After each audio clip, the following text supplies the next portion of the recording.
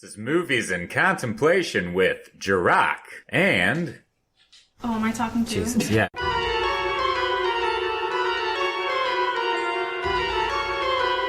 Hello, everybody. Welcome back. Thank you for joining us on this lovely, lovely day. On this beautiful day. Thank you. Yes. It's going to be a great one. All right, everyone. Be a great one. Yes, it is. We've got a Cali pick today. We do. We are doing cats.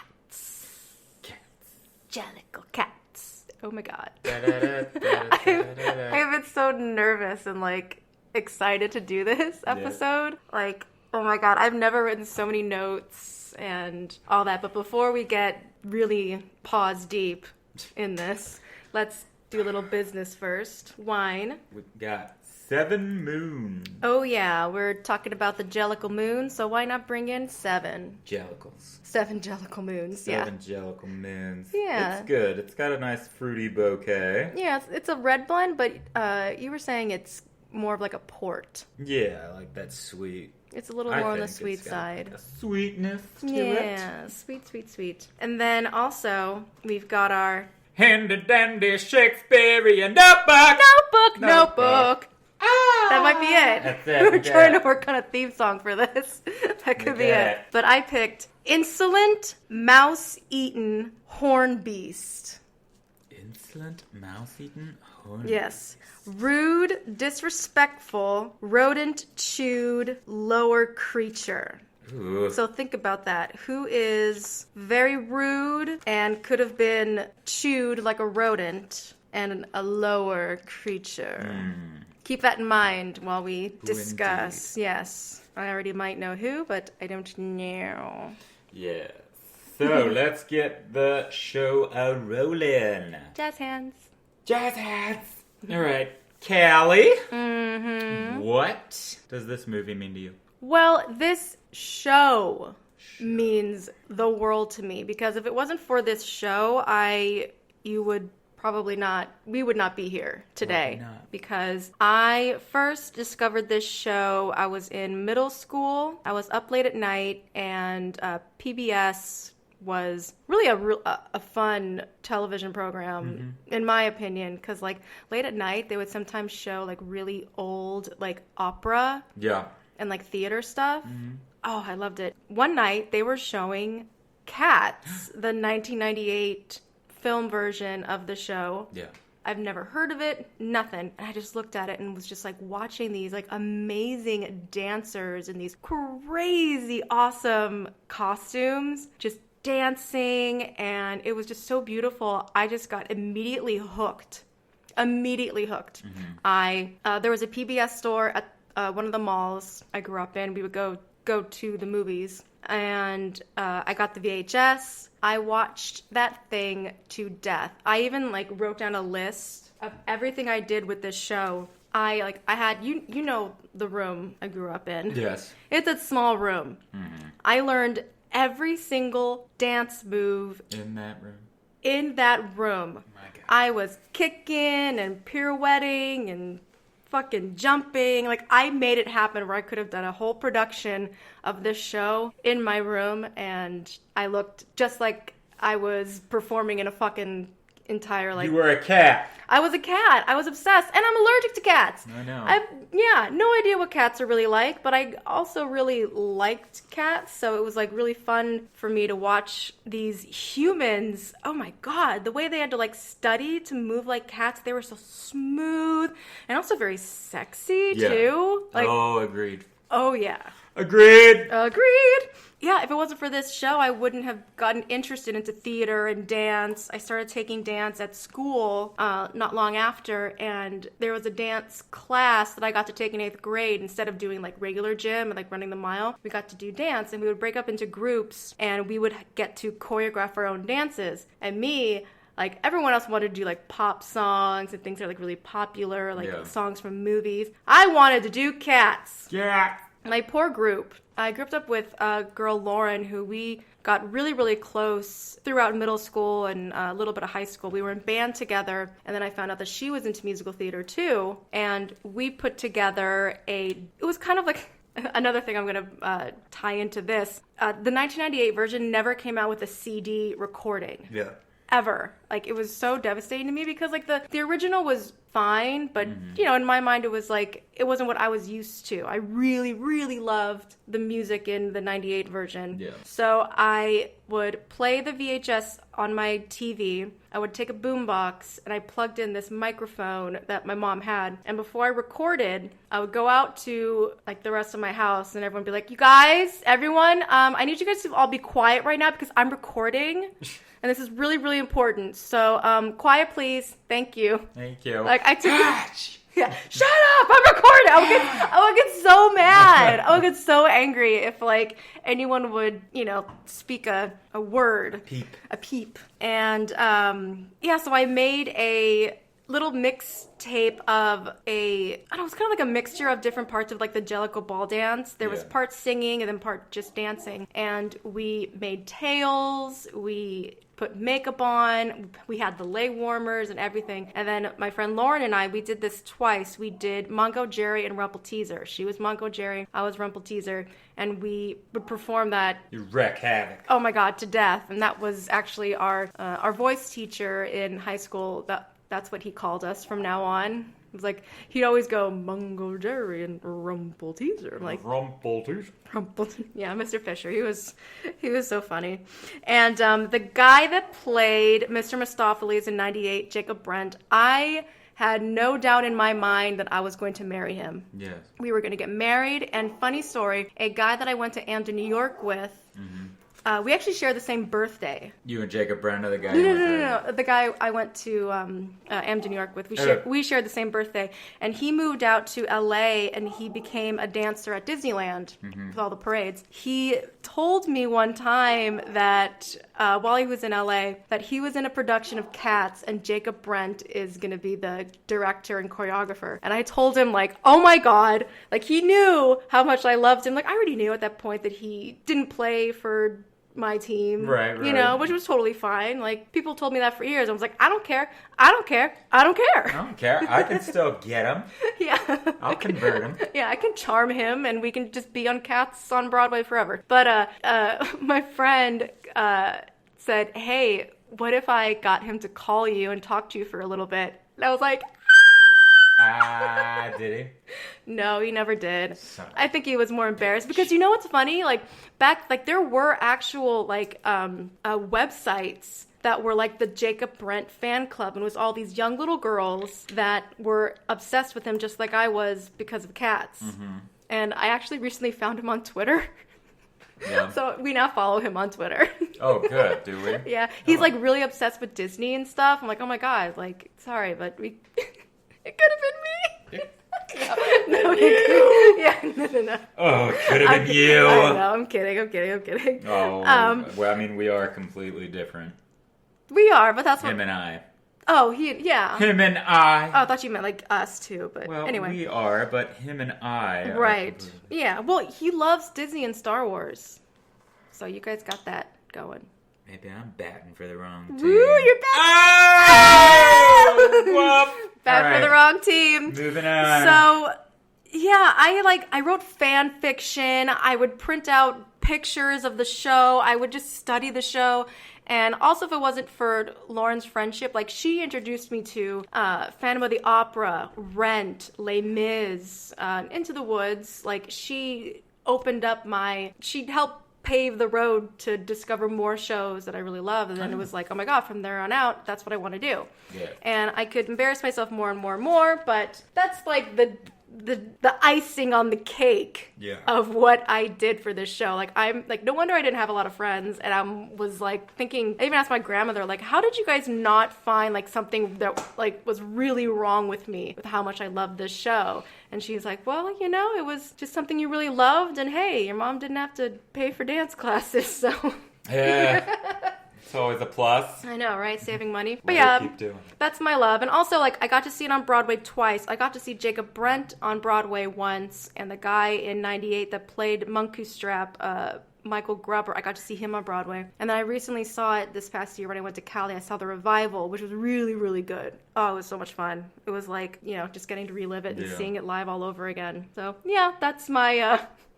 huge monologue of my past with this show. So I feel like I really do have the best knowledge of the show without even doing the entire actual like full production. But I feel like I'm a pro when it comes to Cats. I agree. Thank you. You are a pro. I am a pro. Okay. So you said you've never seen the show live. No, I've never seen Cats live, and honestly, the only time I knew the music first. Mm-hmm. So I never even seen the 98 VHS. I only heard the music. Okay. And it wasn't until like YouTube came about is when I started actually watching the routines. Right. And I think, honest to God, with you was the first time I actually watched the routines, even on YouTube. Oh, okay. Yes. Okay. Well, that's what I think. I don't remember. Yeah. It's a long way back. Yeah, and also that show wasn't really in your radar. No. Yeah, you're an actor that moves well. Oh, thank you. Yeah.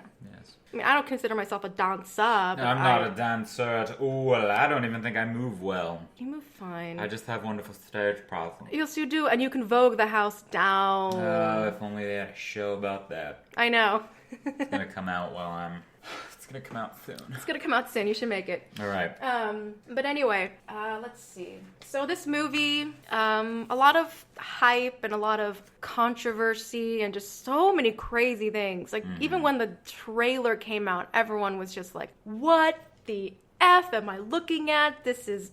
I mean, guilty. Yeah, this is horrible. This is crazy. This is kinky. And I watched. Kinky. Yeah, people are like, oh my god, this is a movie for furries. People that are into the furry thing. Oh my god. Yeah.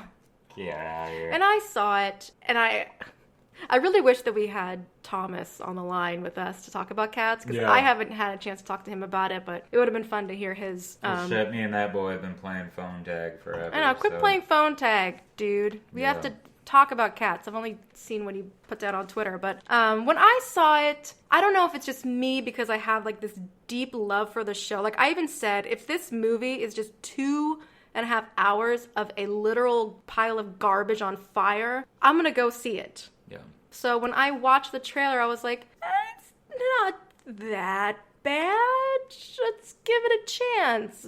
And a lot of people were saying maybe the animation wasn't ready at the time. But I did find a couple juicy things online yesterday. Yeah. That pretty much the production, like the post-production, like all the CGI and animation stuff was completely rushed. Like Pixar movies take years to come out. The animation, like putting like the details take like years. Yeah. This took they finished it in months because they so badly wanted to release the movie when it came out on the 20th of December. Yeah. They were so big on that. And they were competing against Star Wars. Yeah, it's like, why would you even do that to yourself? First of all, I don't care what movie it is, but it's like you so badly wanted this Christmas release. But yeah, even some of the production people like even quoted and said, we did not have enough time to do this. So I wonder what if they actually took their freaking time with the animation? It probably would have been so much better. Like it really was just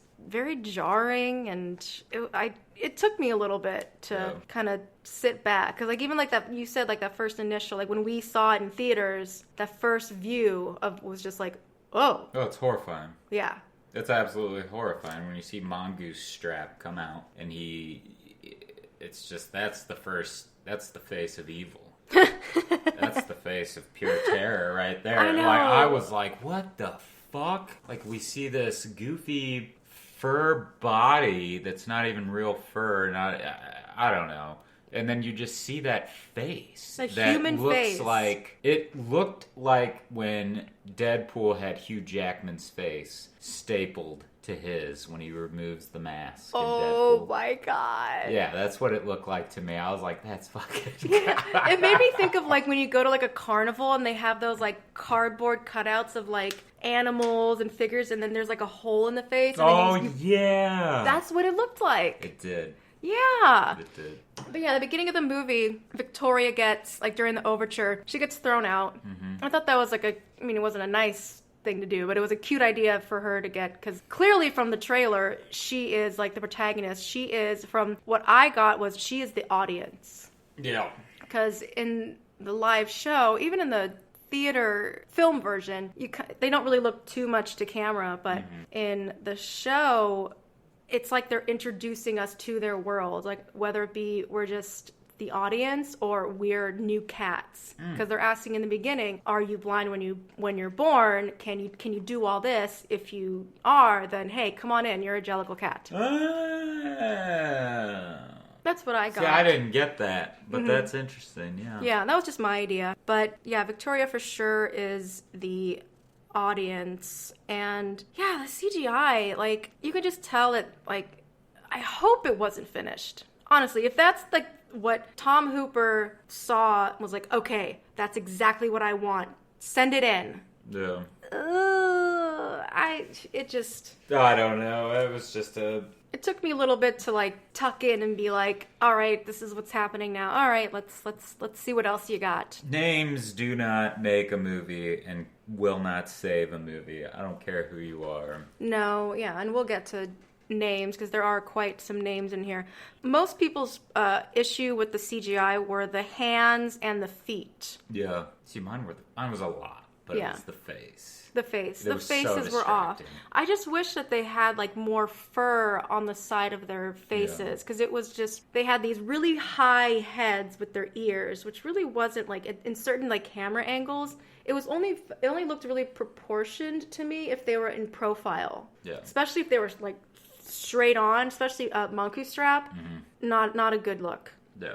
Like, the costumes in the show were so much better. They should have just kept with that. The hand painting of the bodysuits. The bodysuits were so tight weren't they?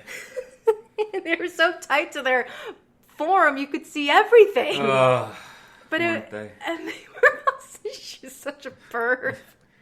They were just like... My cavity is a mystery cat. Oh, yeah. No one, I'm a cavity. Oh, yeah. I'm sorry, that was the only fucking song I knew, and it gave me half a lift. I know. Do not care who knows it. That is the sexiest fucking shit. Moving on. Take the wheel. But with the show, they wore jazz shoes. Even the jazz shoes were painted. Yeah. And they had these, like, fur accents on the shoulders that kind of made their shoulders a little more broad. Like a mane. I guess, yeah. And, like, it just looked so much better. And you can tell with, like the leg warmers, even, like the hair and the hair, like the mane and the leg warmers, just because it came out in 81, like, yeah, that was the time of leg warmers and, like, crazy big feathery hair. Dude, it worked. It worked. Because the leg warmers, they added more to, like, the foot and the ankle and the calf kind of, like, ratio. It just looked more feline. And even with the leg warmers on the arms, it covered a little bit of the hands. And even the hands were kind of painted, too. And some of them had, like, fingerless gloves. Yeah. Like, you can still kind of see fingers, but it's like, we're not dumb. We know these are felines and humans, but they're just supposed to be, like, we get it. Don't make us, like, guess like the movie did. Right. It's like they were trying to go too lifelike with cats looking, but with human bodies. Of course, people aren't going to really take to that, I don't think. No. And the feet were weird because it just, I don't know, it just didn't, I wish they had the leg warmers.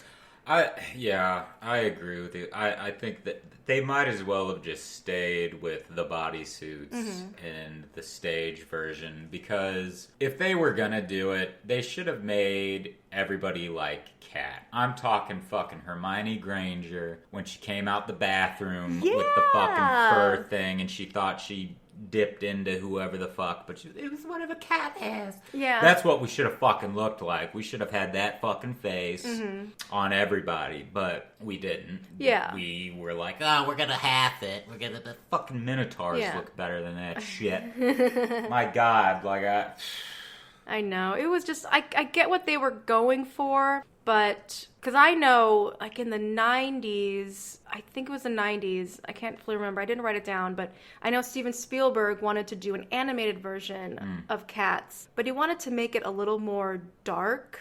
He wanted it based on some war. I can't really remember. A war? Yeah, like it was post some war. Some, like, British war. I can't remember. And Andrew Lloyd Webber really didn't go for it, and it, like, fell through. I think it was that. I should have written it down. Now, Don't did quote Weber me. have the rights? Is that why you had to get with Weber? Well, yeah, because it was his show. Right. Yeah, because I don't remember if they wanted like a musical or, I mean, he could have just gone, if he wanted the poems, he would have gone to T.S. Eliot's widow if I don't know if she was still alive at the time. She was alive when Andrew Lloyd Webber asked for the rights for the poems for Cats.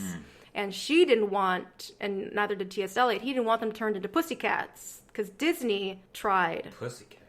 Yeah, like little, turned into pussycats. Like, the Aristocats. The Aristocats. And they didn't want the cats to be cutesy, and like, they wanted it a little more gritty. And he said, they wanted them to be sexy. Hey, they got it. Yeah, they did. Yeah, they got it. In the stage. The and stage. On the 98 film, they got it. Yes. But my biggest issue with the CGI for the new one, the tails. Yeah. The tails were the creepiest part for me because they just didn't move well with the dancing. It was like the tails had a mind of their own. Mm-hmm. They moved like the 95 Jumanji monkey tails. Yeah. Like the monkeys. Like, that's how they moved. Damn you, Brad. Brad. But like when you watch the show, all it is, like, I made the tail. They're not that hard. Mm-hmm. Piece of string with like little pieces of fabric tied down. Yeah. And then you wrap it around your waist. Practice a little bit. That tail is going to move with you. Yeah. Like just watching the show and just how the tails move with the body. Like you could tell they had to do a lot of work trying to dance with those tails, messing with their, their equilibrium and their balance and shit. 'Cause there's a tail flopping around. But man, they made it work. Yeah, it was so good. But the fucking tails were just, in the newer version, were just too distracting. Mm-hmm. Like, I want to watch the dancers. I don't want to watch, like, a tail just go randomly stick on up and stick down and move around. I don't know. Let's see. Yeah, CGI. Just the makeup on stage was so much better. Just everything about the stage version was so much better. And even the lighting. It was pretty dark in the movie. The new movie. Oh, yeah. It was very dark. Super dark. I couldn't tell which cat was who. Normally, each character in the cast has, like, a certain color pattern. The only ones you can really tell were who, in my opinion, were Victoria, obviously because she was white, Mr. Mistopheles, which is black and white, and then Monkey Strap was the gray and the black, and then the twins because they were twins and they were moving together. And maybe Cassandra. Yeah, I guess. Well, I don't know. I mean, I only could tell who Cassandra was because of the fucking gold teeth. She had the grill. She had the gold fangs or whatever they were Yeah, going that was with. weird too. I mean, I don't know. And with the way the cats moved in this newer version, it just wasn't, for me, they didn't feel very smooth with their movement. It was very staccato. It was very... it was modern dancing. Yeah, it was the hip-hop, so you think you can dance fucking shit. Yeah, it was like... Yeah, pop locking. Yeah, the pop lock. Yeah, it just wasn't for me. Maybe in a modern world, younger people, that's what they like better. But, for me, in my humble opinion and things that I like, it was hard to pay attention to them because it was like, why are you moving so skitty? Like just calm down. Just dance. Yeah. And, like, the cast, the names in this. Yeah. I wasn't into it. Like, what's her name? Rebel Wilson. Oh, no. She's not funny to me, and I know you don't find her funny at all. I can't stand her. I just don't find her... Sorry, Rebel. Yeah, sorry. Yeah, you're not our cup of tea. We've never seen the Pitch Perfect films. No. So I don't know if you can actually sing, but I don't know if you were directed to sing like that, but it just ruined, like, Jenny Any Dots isn't like my favorite song, but she's supposed to be a soprano. Yeah. First of all. And then Rebel Wilson, she would be like, but when the day's hustle and bustle is done, then the copycat's work is but hardly begun. Like, what is that? She's like bouncing all over, like, the melody. Yeah, I don't know. It was just so weird. And, like, she kind of made, like, Jenny Any Dots, like, a monster. Yeah. Like, she was acting like a sadist to these poor mice, and then she became this horrible, like, cockroach-eating monster if they weren't tapping to the right tune. Yeah. I don't know. That, like you said, that number was bizarre to me when you and I watched the 98 film, and I was just kind of like, all right. But I watched this movie first, the Rebel Wilson, and I was, that whole thing. Disturbing. Just disturbing, weird. Again, with her, it's pushed comedy. Yes. She is the definition of pushed comedy for me. Not one film that I have seen her in was she funny for essentially who I guess she is. But I don't know who she is as a person. So I don't know. That might be it.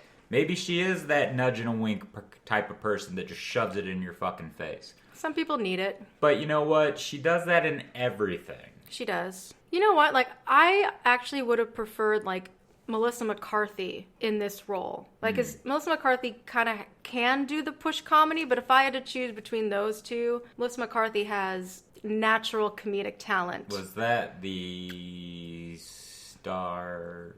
She was in Bridesmaids. Bridesmaids, which one? She was heavier, and she was into the whole fire marshal. Oh, she's funny as fuck. Who's a hungry bear? Yeah, she is fucking funny though, man. Yeah. That's not even like that's the difference. Yes, that's the fucking difference. Like, she's just funny because she is. She doesn't push. She doesn't have to go like, oh. Yeah, oh, Mom, you want to know if it, oh, yeah, you put it in my mouth. Oh. Yeah. I don't know, weird shit. They're like, oh, I can tell why his voice is so high because snip, snip, you know? Oh, right. He got his balls cut off. That's fucking her, though. That's like, that nudge and a wink bullshit. Yeah. Get out of here. Moving on. Yeah, and then the whole costume change. Like, she does it in the show, but it's this big coat to this flapper outfit. Yeah. It's not peeling off my skin and I'm wearing the exact same skin with a vest under it. That was just... That's weird. That was odd. That was bizarre. Yeah. So bizarre. And let's see. Jason Derulo as Rum Tum Tugger. I'm kind of thinking that, well, they definitely dialed down the sex appeal to his character. Mm-hmm. It wasn't really as sexy, and it was almost like, okay, so when I think of like the stage version, I'm thinking like Rum Tum Tugger is like Elvis / like Mick Jagger. Kind of like a rocker guy. And with Jason Derulo, it was kind of more like Michael Jackson. Yeah. Like, even his song, they had a lot more bass. It was just like... And his moves were very Jackson-like, which I get. Like, women loved Michael Jackson, but still, he didn't hardly do any of, like, the hip grinding that Michael Jackson even did. Yeah. So they probably really, like, toned him down to just kind of be, like, more slick and sly, like, yeah! Yeah, and I fit... Yeah! And yeah! Wiggle with it.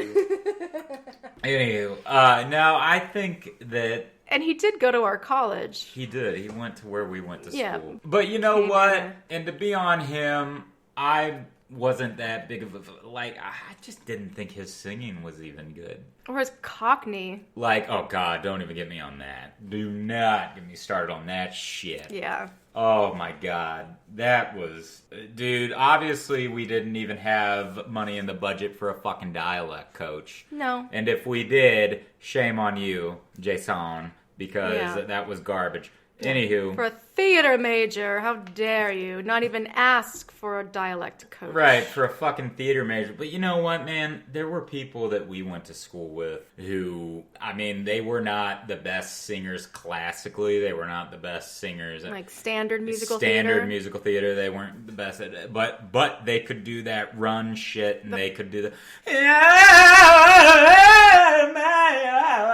Like, they fucking killed that shit. I'll say it. Like, some of that's pretty good, but I don't like that style. That's not me. Mm-hmm. But people do, and that's the only time that Jason Derulo sounded good was when he did his fucking runs. His style, exactly. Yeah. That was when he sounded good. But other than that, it was like, what the fuck are you saying? Diction, my boy. Diction. Like, he wouldn't... ever really project, except when he would do his style. Like, it was almost like that's when he felt confident. Like, when he switched to just regular musical theater singing, it was just like he went into a whole, like, make such a fuss, I can't get out. No, make such a fuss, because I can't get out. Yeah, it was weird. Yeah, Cockney was really weird. And also, like, just the CGI with his face. Like, I don't know, he just didn't look... God, what was his name? Like, John Patridge, the guy that played the 98 Rum Tum Tugger. He was sexy. Oh my God, he had that sexy, like, raspy kind of voice. Yeah. And the way he, like, played with his belt that he had around his waist was so sexy. And he had that, like, really cool, like, popped up collar when he would, like, do a shimmy. He would, like, shake with it. I don't know. It was just more my taste. And let's see. And also, like, the camera work. It was a huge disservice to the dancers. Yeah, absolutely. Like, they just did too many weird cuts. They were, like, panning a lot to where, like, the picture looked blurry. Like, they couldn't just, like, stick with a wide shot and just, like, let us enjoy the dancing. Like, the lack of dancing. There was not a lot of dancing in this movie, in my opinion. Like, it was, like, finally when the Jellicle Ball happened, I was like, oh, thank God. Like, I even wrote down in my notes, like, finally some fucking dancing is happening. Right. And it was cool because you got to see all of the really great styles. You got to do the hip hop. You got to do the theater. You got to do the ballet. And that was okay. But, like, I was so disappointed that not a hint of Gillian Lynn's original choreography was not, there was not a move, a step, a glimpse. It was just so modern. It was too much. Like, even the revival that I saw this past year, great choreography, really great updated stuff, but also there was like an homage to Gillian Lynn's stuff. Yeah. That when I see something that's like, I don't mind things being modernized. I think it's great. I love seeing, like, even when, like, I can listen to an artist sing, like, their recording of their album over and over again, but when I get to, like, go on YouTube or see them live and hear them perform, I love hearing a different version of them singing it. Because it just makes me like, oh my God, like, it makes me enjoy being a singer so much more, because it pushes me to want to try to sing things a little bit differently and not try to sing it as monotone and just as exactly how it's supposed to be. I don't believe in that, but I like that you mix the new with the old. Yeah. Let us see a glimpse of, oh my God, that's why I remember why I love this show so much. Like, the dancing that taught me to dance, that is still, after 22 years, I can watch this show and, like, the 1998 version and still do majority of the dance moves. Not as great as I used to, but still, like, I, like, almost wanted you to, like, record me, like, with the movie behind me and me, like, and, like, testing to see if I knew it. Yeah. Just if I still got it. Yeah. But there was none of that, and I was really disappointed. I know the choreographer did Hamilton, and he's a good choreographer, but R.I.P. Gillian Lynn, your legacy and the fact that she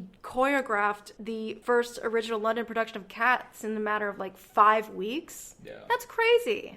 You know, like, pure talent, in my opinion. Yeah. And let's see. Another one I wanna. Another thing they tell me what I want, what I really, really want. Don't tell me what you want, what you really, really want. I want a little more wine, Little more wine. Okay, so. Am I tasting? All right, go ahead. Another thing I want to touch on with the music, especially with the opening song, Jellicle Songs for Jellicle Cats. It felt a little more like I was going into a club. Like, they added more, like... It looked just like the club from Night at the Roxbury.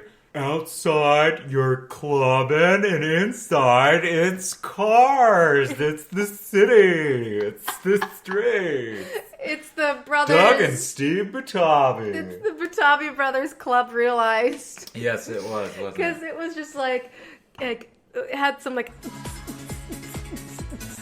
in it. Yeah. Can you sing at the same time with more than one key? Duets by Rossini, and then it goes and waltzes my Strauss. Ah! And can you as cats do begin with the C?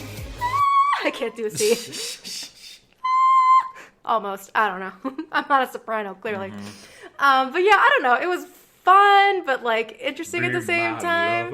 Yeah, I don't know. I didn't hate it, but I've obviously listened to it enough to where like I can't tell if I like it, but I don't know. I kind of like it. I don't know. Yeah. Yeah, it was whatever. But so after Tugger comes in Grizabella. Grizz, Miss Jennifer Hudson. I wasn't a fan of how she looked facial-wise. Like, her face and her neck were too small for the body. Mm-hmm. And the costume looked really cool. But I was just disappointed in a lot of the ensemble cast singing. Like, you can tell that a lot of them aren't singers, and it showed. And the reason I believe that it showed was because, and they do this a lot with, like, especially, like, movie musicals, where instead of, like, holding notes, they cut them, and you get a lot of just, like, you get a beat. And I was disappointed in this part because this song, Grizabella the Glamour Cat, there's a part where Demeter is supposed to sing this part talking about Grizabella and how her life has gone. And to me, like that, everyone has like, if you're a singer, like a musical theater singer, there's a song I call it's like, it's right in the pocket of where my voice sounds the best, where I don't feel like I'm pushing when it comes to like the pitch, like it's not super high and it's not super low, but my voice, it could fill the room. And it's not even like I'm super trying or pushing. Yeah. Like that song was mine, and what song for you was like, this song is in your pocket that you can sing no matter what, if you're warmed up, if you're... Stars, Les Mis. Stars, Les Mis. Okay, I can see that. But yeah, this song, for some reason, every time I sang it, I always sounded good. And it was disappointing that they just would go like, instead of like holding notes, they'd be like, and who would ever suppose that was Grizabella the Glamour Cat. Like, sing out, Louise! Yeah. Like, Jesus Christ! And they do that throughout, like, with the other cats singing. It's like, thank God we had Jennifer Hudson to save the day for vocals. Because, man, majority of the vocals... Oh, she fucking killed it. She was a breath of fresh air. I'm not a big Jennifer Hudson fan. But, you know what? She, by her performance and by her singing for this, she moved up. In my world. She did. She moved She did up. her work. She sounded like Jennifer Hudson, but she also was Jennifer Hudson, like, as if she were doing this on the stage. Yes. It could carry for the stage. Agreed. Yeah. Absolutely agreed. It was really good. I do think, in my opinion, because I'm just so used to Elaine Page's Grizabella from the 98 version, I think her Grizabella, she had a little bit more, she wasn't as, the only word I could think of is pathetic. Like Grizabella still had like Elaine Page just had like a little, her chin up was a little bit more like trying so hard to be proud. Yeah. But you can tell it's all an act. Like with Jennifer Hudson, I think it was a little too like, okay, she's really down in the dumps and desperate. Right. Which is, I'm not saying is a bad thing. That's just my preference. Probably her take on it, you know. Yeah. And a lot of people don't like to copy. Which exactly. is understandable. Right. I don't either. I don't like people to copy anybody, but just for my personal preference, I liked Elaine Page's version better because, I mean, that's what I grew up with. That's what I know. And then after that comes, here we go. Ha-ha. Oh, Jesus. God. James Corden. He's overrated. Yeah. To me. He's charming. He does fun stuff for his show. I can see why, of course, they casted him for this Bustopher Jones role, but I think, I don't know, this is my opinion, it was like he took over the role and said, okay, this is what I want to do. That could have very well been it. Or it could have been the director. Still, not good. Like, the way he looked, he was all belly and he had no shoulders. He had skinny arms and like skinny-ish legs, and he took off his jacket and his coat halfway through his song, which was so weird. Like, he's supposed to be pristine and uppity, like he grew up in the palace. Yeah. But they turned him into this naked, garbage diving glutton. Yeah. You know? And he wasn't even gluttonous. Well, he was, because he was eating everything. But he wasn't big. He wasn't fat. He just had a fat belly. Yeah, he was Violet. He was Violet. Yeah. Yeah. It's just this round thing. And he sang the whole song. He was like, I'm Bustafer Jones. I'm not skin and bones. In fact, I'm remarkably... Like, you're talking... Fat!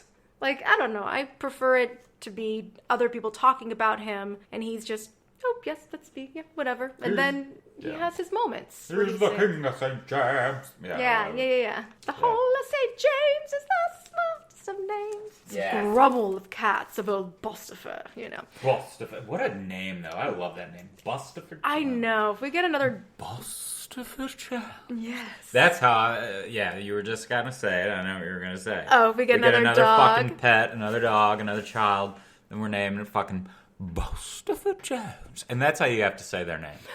Bustafer Jones? Yes, Bustafer Jones. And we have to make him really, really fat. No, that'd be horrible. No, just the name. Bustafer Jones. But if it just so happens to have those genetics, then... Yeah. Genetics, yeah. There you go. We'll get a Mastiff, name him. We'll get a Mastiff. Oh, my God. Bustafer Jones. Oh. But we also get little glimpses of McCavity. Idris Elba. Oh, Jesus. He let me down. You know what, man? I don't even know if it was a him or who, but... Someone fucked up. Yeah, because in the 98 version, he was such a fucking badass! He was a multi-class fighting fucking wizard, like, multi-class! Wizard and a fighter. Yeah, he was bitching. And then you have in this bullshit, he's a level 1 fucking wizard who can only cast fucking Dimension Door. Dimension Door? Right? Yeah, right? Like, that's it. That's all he could fucking do. I have that spell.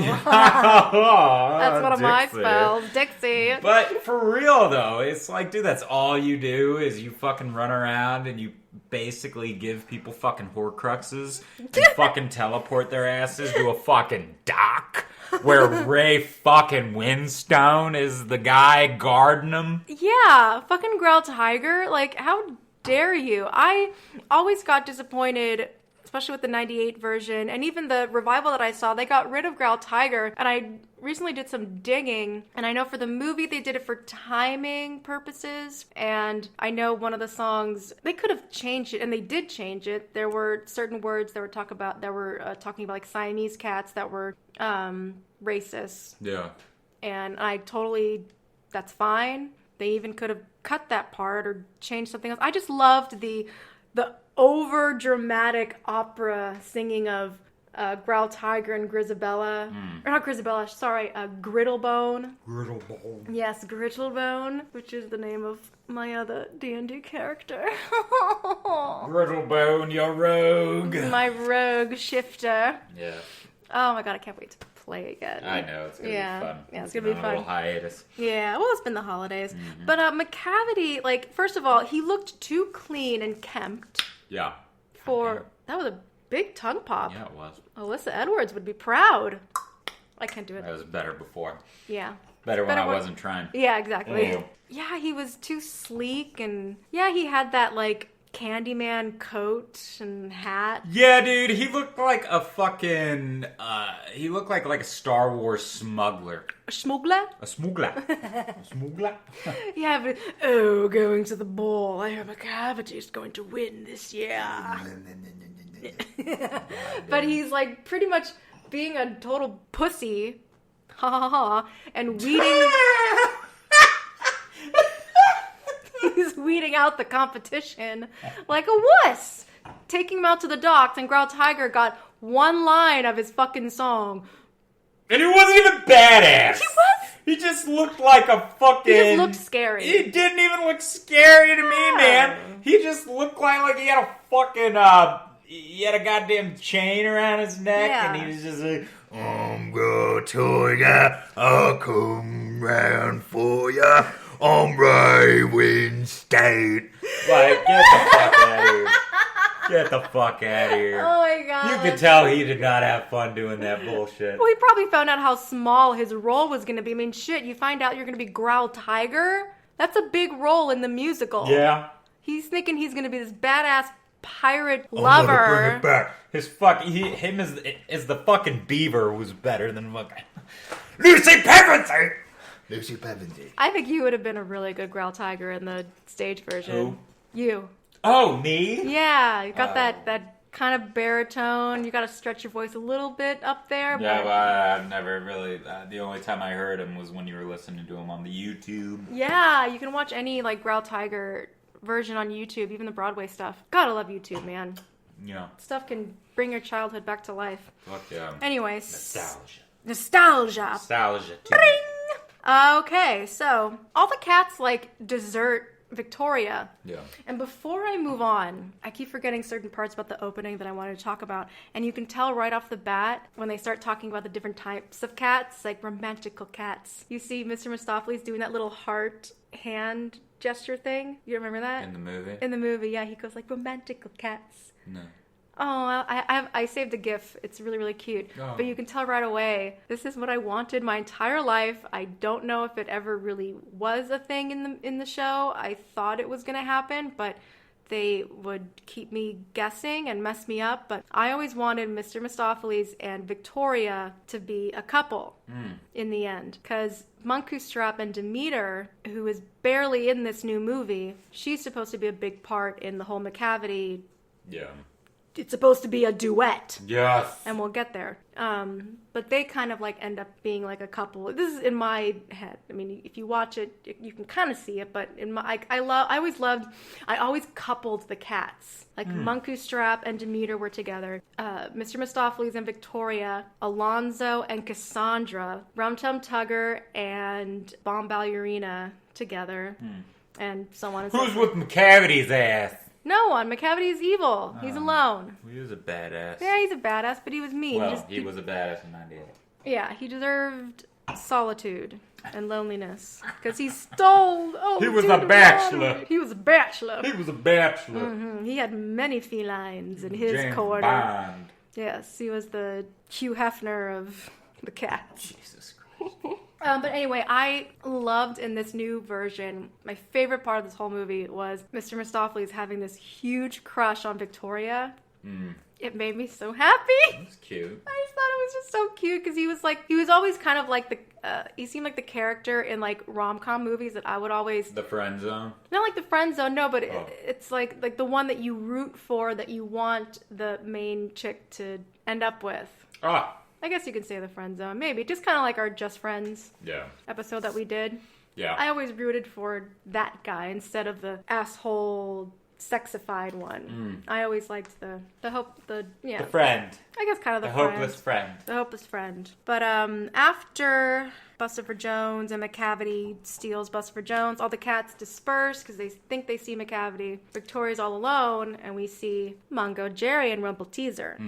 Now, me being a huge fan of this song and this duo, just because, honestly, like my friend Lauren and I, we wanted to do McCavity, but because there were a lot of, it was more of like a sexy song, and it had a lot of like hip movements and sexy moves. Our teacher, I mean, granted, we were in 8th grade. No one wants to see 8th graders sexy dance. It's not appropriate. And I totally got it. And that's why I said, okay, well, let's do Mungo, Jerry, Rumpelteazer. It's fun. It's acrobatic. It's comedic. I'm so glad that we changed it because we were a hit. The crowd loved us when we did this because we were just really fun. And the dance is a lot of fun. And I know you aren't a big fan of this number, and it makes me really mad. Not particularly, no. Well, like I told you, I knew this show based off the music, and this song was annoying as fuck. You didn't like the chick's voice? Yeah. No, I didn't like it. Rumpelteazer. Yeah, that was good. Yeah. No, I didn't like it. Was it Mungo, Jerry, or Rumpelteazer? Yeah, it was like, god damn it. It was like listening to fucking Jewel all over again. Oh my Just god. that whiny, high-pitched bullshit.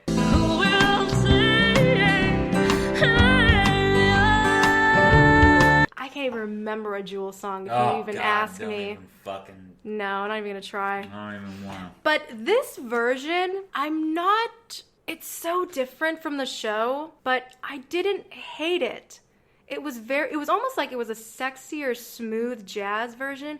Mango, Jerry, and Rumpleteazer, we're the most notorious cats. Knockabout clowns, quick change comedians. Like, it was slick and cool, but it was also a little too fast for me that, like, I couldn't honestly, like, understand what they were saying. Yeah. It was too fast at times. I wish that they kind of slowed it down into that, and kind of like to the original version. Yeah. To give us a second to, it was almost like no one else liked this song. But, all right, let's just get this fucking song over. It's like, excuse me. Right. How dare you? So wait a minute though. So in this bullshit, were they fucking brother and sister or no? Because you got Mongo Jerry was Cockney, and then you've got fucking she was clearly fucking American. So we didn't even have the shit. Were we doing a Parent Trap kind of bullshit? I don't know. Maybe I never really saw them as brother and sister. Oh, I did. I mean, they could have been just because they looked alike, but again, we will get there. But there is a scene where they're kind of getting a little. They get really close to each other. Do they? Do they hand around? They Do they go Team Lannister? They scratch around a little bit. Fucking Jamie and Cersei. I don't know. I don't know. I guess it's a musical about cats. You can't really.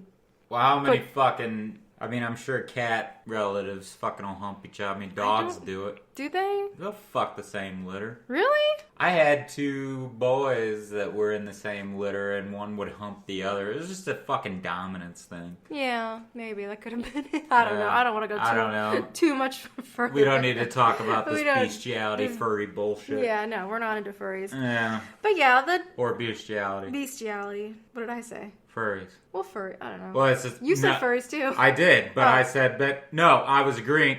Moving on. I love you. Moving on. Anyway. On that note, more wine. My God, you're drinking so much faster than me. I'm sorry. Well, I'm doing. Here. Take your time. I'm doing all the talking. No. Take your time. But yeah, it was a little more smooth jazz, and yeah, I believe she's American. The actress that played Rumpleteazer. I guess I could look it up. How do you even? I can't say her first name. I follow her on Twitter. Yeah. Naomi. I guess. Naomi. Naomi Morgan. Nem. Yeah, it's horrible. I feel bad. I'm sorry. She's cute. Actually, she is alright. Ooh, hello. I don't know where she's from. She doesn't have it on here because she's a genius. She's a genius. She's a genius. She doesn't have her information. Well, she's mainly like a dancer, so she doesn't do like film and whatnot. Good for her. Yeah. Oh yeah, this is her first fucking thing. Oh, a thing that I really liked about this movie, it was a lot of these actors, dancers' first film. You know, I can respect that. I do respect that.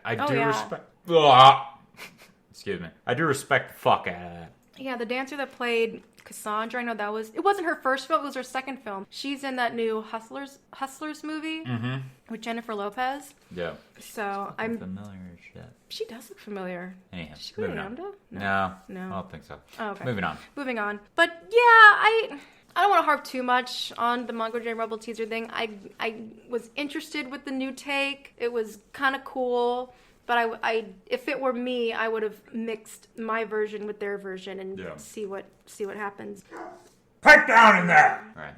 And I thought it was funny how they are like little rascal cats. They totally ditch Victoria, and she gets caught with like those pearls, and the dog is about to come in. The dog is about to fuck her up. Yeah, and then Mistopheles comes in and rescues her. Well, he tries to rescue her, but she actually gets out of the pearls on her own. Oh. Yeah, and then they. Was she stuck on the handle or something? She was stuck. She was wearing those pearls. Yeah. And she got stuck on like the bed. Oh. The little bedpost at the end, and got caught on her neck. Like she was like almost like choking to death. It was like kind of dramatic. Like ooh. Oh. But next is Old Deuteronomy with Dame Judi Dench. It's Dame Judi Dench. I totally get why they cast her. I know that in the past she was supposed to be, I think, in the original production, but she like wrecked her Achilles heel before they opened. Oh. So this was like a homecoming to her. But I don't know. When I think of Old Deuteronomy, I think of someone that could sing. Yeah. I don't care if it's a female or male, but of course, you know, our favorite is always going to be Ken Page. Ken Page is just fucking amazing. He's just born for that role. Yeah. Like, I just kept thinking to myself, like, where Where's Ken? Can you bring him back, please? Hey. He just has that beautiful, deep voice. I mean, Old Deuteronomy, Oogie Boogie. Yeah. Those are the two main things that I think of when I think of Ken Page, because in my mind, those are Look at the crocodile from fucking All Dogs Go to Heaven. Oh my God, how... Let's make music together. That's right, baby. Let's make sweet harmony. Oh, let's make music together, baby. I'll take the high, you take the low. You better hang on to me. We are birds of a feather. Yeah. All right, Oh moving my on. God. Fuck! Thank you. Damn, someone needs I need some wine. some more wine or something. But yeah, I can see Ken Page being like your idol, because you guys kind of have... You guys have like the same voice. I got to meet him. You did, that's right. I got to meet him. What did you see him in? I didn't see him in anything. Oh, no. Oh, well, I did see him in something. I did see him when he came to St. Louis. He was in the Muni for Oliver. But I met him at school. I met him at Amity. He came... Jane Lanier. He came to one of my classes with Jane, and he just popped in and was just there, and I was fucking starstruck. I bet. And I was like, bro, I can barely talk. All I said to him, I was just like, dude. Use the fucking crocodile. And he just kind of giggled, and he was just like, "That was what that's what you know me for." I was like, "You're joking! You're joking! You can't believe my eyes." Oh my God, I feel so privileged. Like, a lot of the people that we got to like have as teachers at AMDA, especially in LA. Phenomenal. Jane Lanier, like she's She like was one so of the great. original Fosse gals. Yep. Like, I didn't know for the longest time, but I would listen to the original Fosse soundtrack from the show. I had no idea she was the original, like, main dancer, the redhead.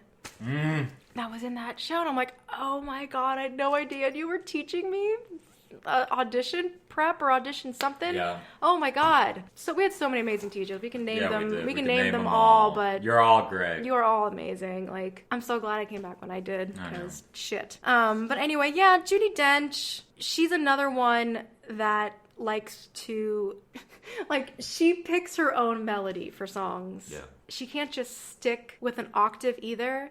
She just goes like, my legs may be tottery, I must go slow, and be careful of old Deuteronomy. Sand in the clouds. And in the clouds. The old happy clouds. Isn't it rich? Yeah, and even her, like, her fur, I can tell they've messed with that a lot. Like, from the first trailer to the version that we saw, they definitely, like, expanded her hair around, like, her head. Yeah. And, I don't know, I didn't care. I didn't mind the coat thing. A lot of people were like, oh my God, she's wearing a I coat? thought the coat was fine. I wasn't so offset about that particular coat. Another coat, I was a little bit like, huh? But it worked. It was like, whatever. But Yeah. her coat, I was like, well, dude, fucking Old Deuteronomy in the show had a big ass fucking trench too. So I mean, I don't know, it wasn't really that distracting. And after, like, the Old Deuteronomy song, I was like, oh my God, can we just, like, start dancing now? Like, can we just do some dance numbers? yeah. Like, real dance numbers? Not that I even knew it was in there, but I was excited for that orgy scene. That orgy scene never happened. I know it didn't. I didn't even know it was a thing until '98, and I was like, oh my God.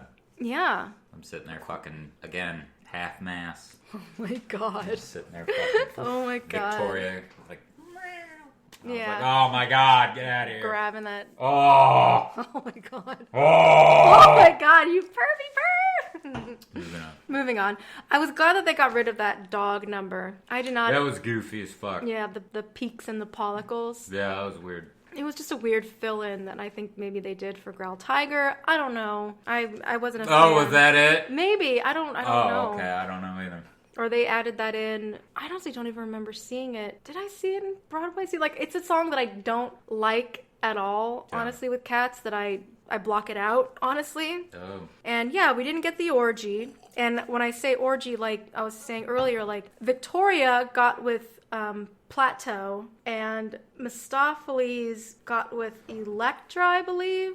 Feel her magnetism, you will agree. Yeah, John Patridge is another great role he played. And besides Rum Tum Tugger was Electra. Electro. Or Electro. Electro. He was electric. Feel his attraction. Feel his magnetism. You will agree. If you get him bored, he'll hit his keyboard. He will erase you from his memory. Moving on. Starlight Express, another Andrew Lloyd Webber musical, which was fun. Yeah, it's a fun show. It's silly. But yeah, the Jellicle Ball, it was okay. I wish that they just kept the camera where it was. Just let us enjoy these dancers. And also, like, why did they put these dancers on wires? Why did they? Yeah. Oh, I don't know.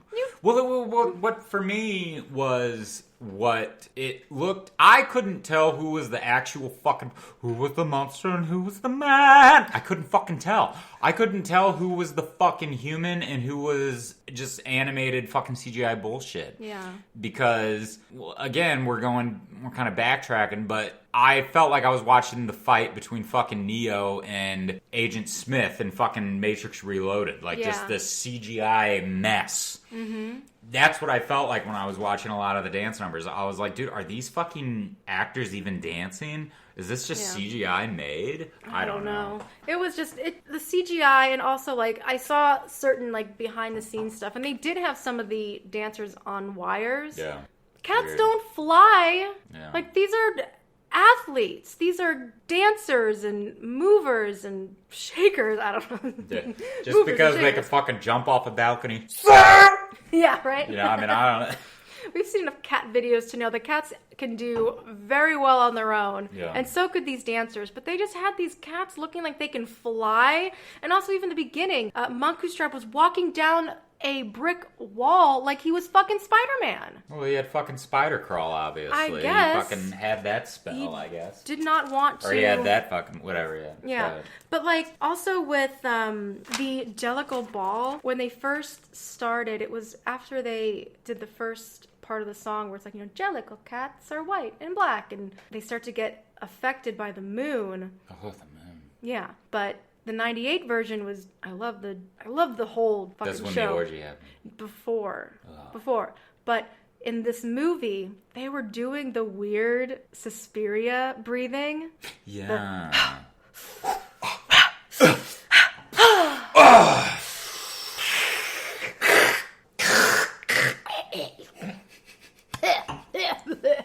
Hairball. But just... Jesus Christ. But it was like, God. It was just too much. Like, they were... my wine. I know, they almost got in my face. They took right from Suspiria. Yeah. Because they thought, oh, how inventive. People liked that. It didn't look good in this movie. No. It was just really weird. Yeah. And the hissing was stupid. The hissing was weird. In the show, the actors and the dancers did the hiss mouthing, but you didn't hear a... or a... That's what I say to you. That's what... Yeah, it's not going to work, is it? Ugh, God. Cat got your tongue. Yeah. Like, okay. Get out of here. We don't need those stupid cat puns. Like, come on. People are going to do that for you.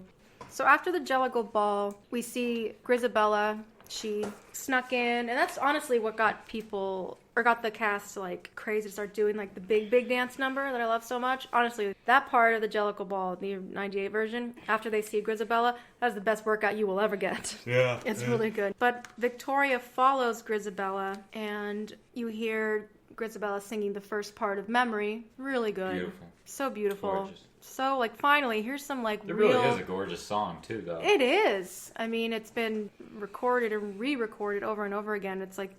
probably still the most popular song in musical theater. But there's that new song, Beautiful Ghosts. Oh. The music was Andrew Lloyd Webber, and then Taylor Swift did the lyrics. I don't know why. Because Taylor Swift was in this, and even also like throughout like this around this time of the film, I was thinking, where is she?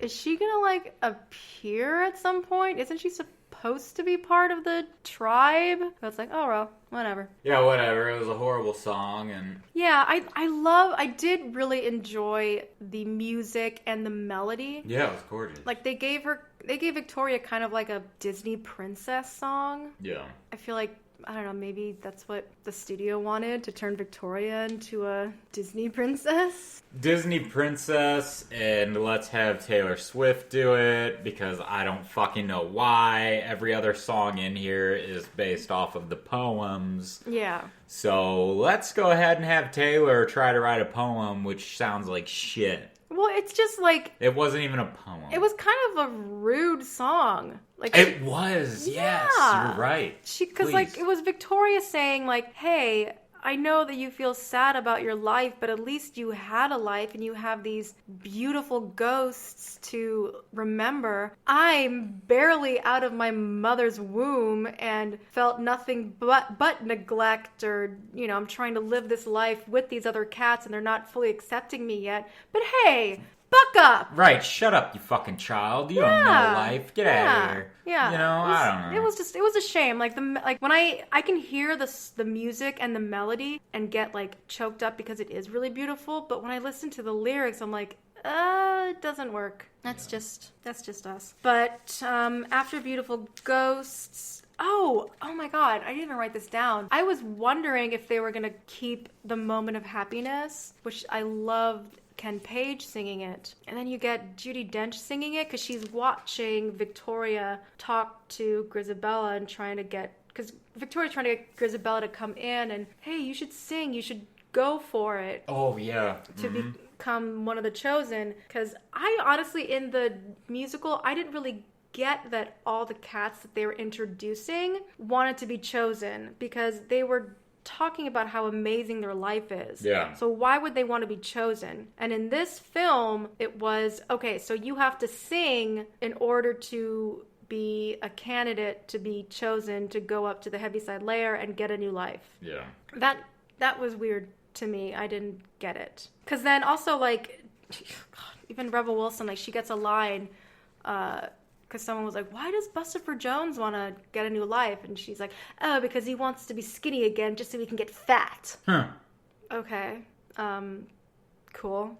I didn't really get it. Ian McKellen is next as Gus the theater cat. And Sir Ian, sorry. I had high expectations for him.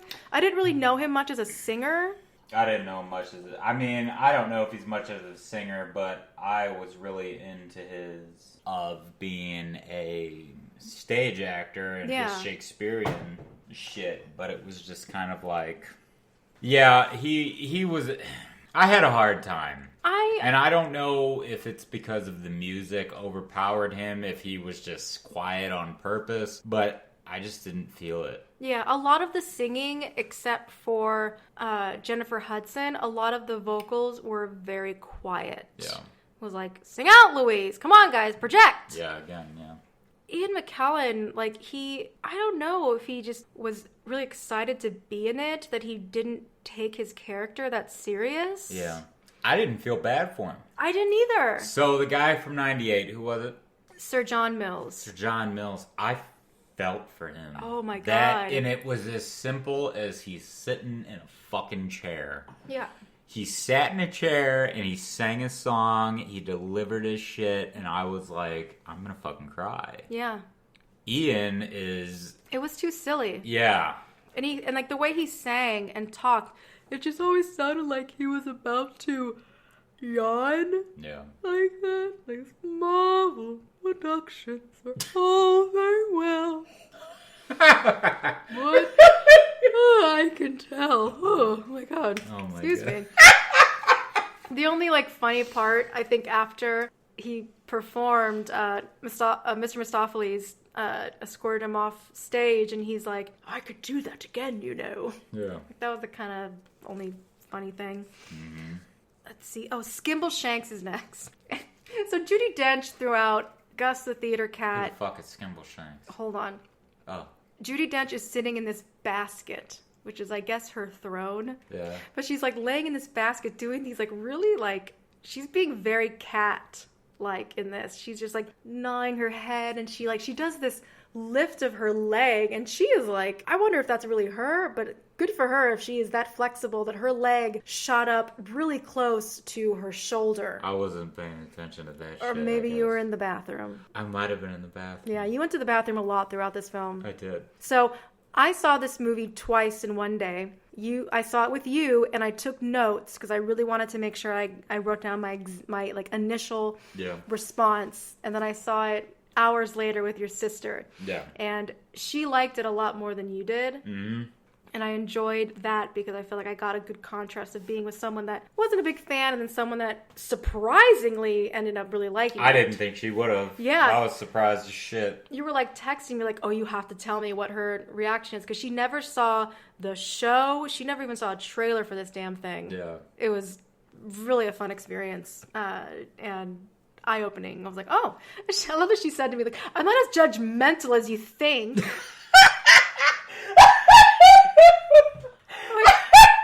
I don't think that you're judgmental. I just really... I just thought that she would think this movie was, like, just weird, just like everyone else. But she was, like, really for it. She was like, why was everyone complaining that some cats were wearing shoes or clothing? I just thought that was the character. Oh, my God. I was like, wow, you make me feel like such a hateful person. Man, why the fuck are they wearing shoes? The cats. I don't know. No, yeah, she was like, I just thought that was their character. Oh my God, I love her so much. Tweedledee and Tweedledum. Yeah, fucking right? The Adventures of Alice in Wonderland. Yeah, right? Oh, the TV show? Yeah. Fucking I love that show. That's what I thought of when I saw Did the you? twins for the first time. I was like, it's fucking Tweedledee and Tweedledum. Yeah, and the twins were all right. Yeah, they were playing more of like a hip-hop role, but if you watch the 98 version, these two dancers, the way that they moved together was so smooth and it was so in sync. Mm-hmm. Like, you'd swear they spent, by the time they got casted to the time that they shot, they were together. Yeah. Oh, beautiful. But so Judi Dench is in this basket and she just does this weird thing. She's like, up next is Skimble Shanks, the railway cat. It's like the railway cat. Really weird. Everyone's like so excited. Now, Skimble Shanks in the 98 version was the number that I would fast forward through the most. Because to me it was too kiddie-like. Yeah. Like, this was really a number for the kids. Because they would make this train out of garbage and ribbon, and it was just such a jaunty tune and very uppity and just like, I don't know, it was just too kiddie for me. Yeah. But this version, I'm not even a tap fan. I hated taking tap in school. I never got past level 2 because I just was not a fan. I just found tap too constricted, like, of the body and just like moving my feet around. But let's see, Stephen McRae, he is a renowned dancer. His number was so good. There's no picture of him on IMDb, but if you look him up on like Google, you'll see pictures of him dancing. Oh. But he played a big number. Like, he didn't come in until like mid-movie, like during the Jellicle Ball. I was like, oh my God, here is Skimble Shanks, because you can tell it's him because he's Does he want to look like Jake Busey? Yes. Okay. Yes. But he had on suspenders and pants. Yeah. But they turned Skimble Shanks' number into the big tap number. I was so into this number. Just the way that it was orchestrated, and they went from, he did this like crazy tap number. We started really slow. They just started going it was just like, I was loving it. And then they were doing these like fun little like tap chasse moves onto the rails, and they were on the train, and I was just really into it. It became my favorite number. Like, my least favorite number in the whole show, this movie made it my favorite number. It was just really, really fun. But then, okay, McCavity's back, and then finally here comes Tay Swift. Yeah. Tay. And you said you went to the bathroom during the Skimble Shanks number because you were you were hoping to come back in time for McCavity, because that's your favorite sexy number. Yeah. But you missed most of it. I missed most of it, I guess. Good thing you did. Why? Because there wasn't much of it? No, it just, all of a sudden, Taylor Swift just comes in, and I guess if you don't know anything about the show, I guess you'd be like, okay, well, here is a bad cat. She has to be on Macavity's side. And that's what Taylor Swift describes her character as, like, Macavity's right-hand man. Mm-hmm. But if that were true in the show, she at least was supposed to be, like, an informant for Macavity, being a part of the tribe and being there the whole time. That would have been way more interesting to me, instead of this random cat just coming in and using catnip to seduce the cats. Like, how fucking easy is that? Become part of the tribe, gain their trust, and then distract them with enticing them about Macavity and how he's bad and how he's also these things that made these two cats. It was supposed to be a duet. In my opinion, went or like either were with Macavity at one point and then left, or they are an informant and that's when they outed themselves as being a part of Macavity's tribe. I don't know. Yeah. I don't know. But this was very obvious that she, first of all, Taylor Swift, she skipped cat school. Yeah. She skipped it. She couldn't be bothered. Her cat movement was not up to par with everyone else. And she tried to do the accent. Didn't work. She was wearing these like weird kitten heels. They weren't even like sexy high heels. They wanted to make her sexy. They made her a little more busty and curvy. But in like the drag scene, if you're wearing like a really tiny heel, they call it a kitten heel. And they make fun of you for wearing small heels. Like, oh, you're not a real drag queen unless you're wearing like stilettos. Yep, they were like for sure kitten heels. And everyone was just getting seduced by just dousing everyone with catnip. Like pretty much like overdosing them on catnip. Huh. And Macavity got to have a little dance number where he was dancing with Bomb Ballerina, Taylor Swift. And they got to do like that really high stair Broadway number. And Macavity is just like, he does that, the ha! Like the, what is it called? Like the jazz, ta-da! Yeah, the jazz stance. Stance of like, yes, now. Choose me. Yes, there's no one left. Yeah. Make your choice. Who's the best? Stupid. Never. Never you. And Judi Dench is like, oh, I won't choose a cat unless I judge it by its soul. Oh, I got plenty of soul. And he just makes her disappear, just like everyone else. He dimension door. He dimension doored her. Exactly. Yeah. So I don't know. Macavity wasn't what he was supposed to be. There was no fight scene. He was a bitch. He was a little bitch. They turned him into a cartoon villain. Yeah, they did. Snidely fucking Whiplash. Yeah. Oh, I'm gonna get you. Oh, I'm the best. I'm the one that's gonna win. Ha-ha. Dudley Do-Right. Dudley Do-Right. Yeah. Stop chewing on the cork. I'm sorry. Go ahead. Let's see. Yes. Yeah, Macavity looks clean. Cartoon villain. And they don't know what to do, how to get old Deuteronomy back. And I think it was Victoria's idea in the movie to use Mr. Mistopheles, because his character was a lot more shy in this movie, and he also wasn't Laurie Davidson, who played Mr. Mistopheles. He's not a dancer, he's an actor. Oh, yeah. He didn't really do a lot of dancing, and from my memory of watching Cats, Mr. Mistopheles is like one of the best dancers in the whole fucking show.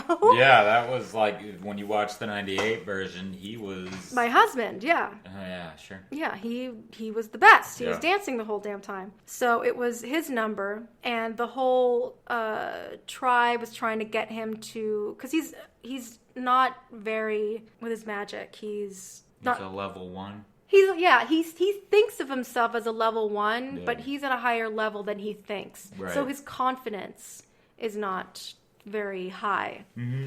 But they try really hard to like boost his confidence by singing his song, and then he tries to sing the song, but he's like really meek and quiet. But like the thing I didn't like is, I don't know, like in the musical, he comes down, he's wearing his like brightly little vest, and he has like a shorter tail, and he's confident than ever in this number because they're calling on him, and he does this amazing dance number, and he just does one trick, which is with the rug, one time shot.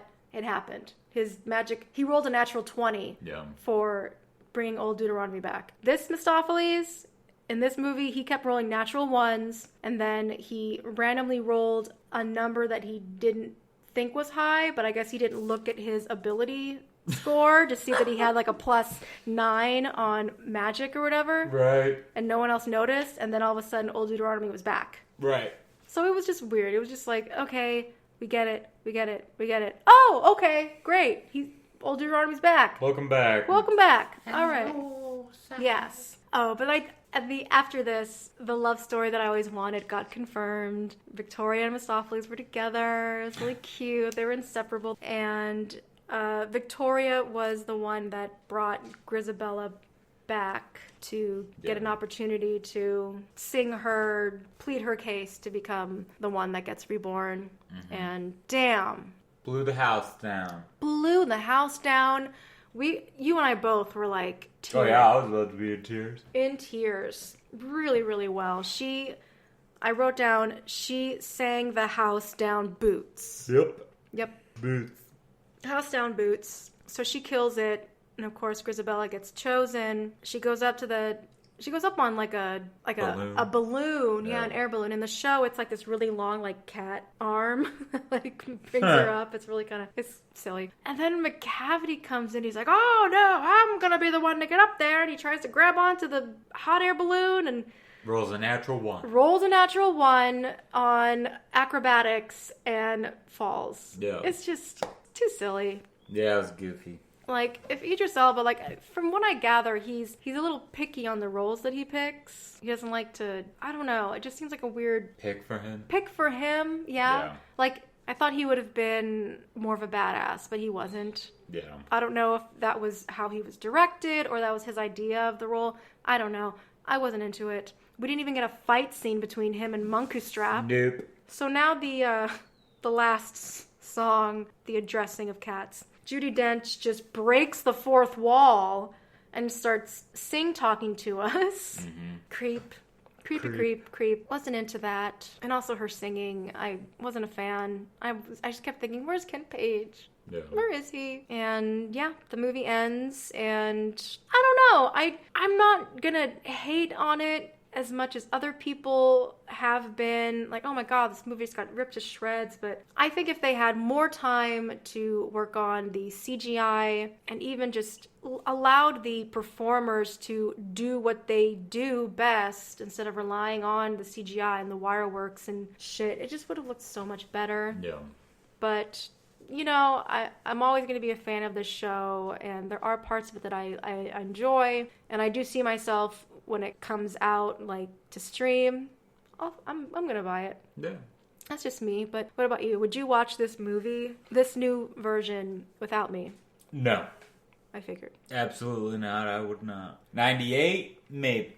The 98 version? Mm-hmm. Cool. I will definitely watch the McCavity. I really would like for you to see it live. That would be fun. Yeah, if it comes out here, then we for sure should see it live. Yeah, that would be fun. I wouldn't mind. But yeah, guys, that's Cats. Let us know what you thought about this movie. Was it a catastrophe, or did you think it was okay? Yeah. Yeah. So, Jarokk, for next week, what do you have for me? Okay, so for next week, since we went to the theater and saw this, I think it's only right, and because it came out on the same day, I think it's only right that we go and see The Rise of Skywalker. Okay, the new Star Wars. The new Star Wars. Okay. Because I'm a huge fucking fan of the Star Wars franchise. Last Jedi, I was on the bandwagon if I did not like it. Okay. But I still want to see this one. I still want to support it. Yeah, we've seen the last couple new ones in theaters. Yeah. Because they always come out around your birthday. Right. Yeah. So I think it's only right that we go and see this one, and let's see what we think about it. Yeah. Let's see. Talk all Star Wars. Let's talk all Star Wars. Yeah, because you're a big fan. Yeah, I love it. And, you know, one of my favorites is obviously Rogue One. Just blew me the fuck away. Yeah. So I don't know. Maybe concentrate on that one, but also talk about the new one. So yeah. Let's see where it goes. All right. Yeah, for sure. Anywho, kids, well, first off, let's go back to the handy-dandy Shakespearean notebook. Notebook. So. Insolent mouse-eating horn beast. Who do you think was the rude, disrespectful, rodent-chewed lower creature?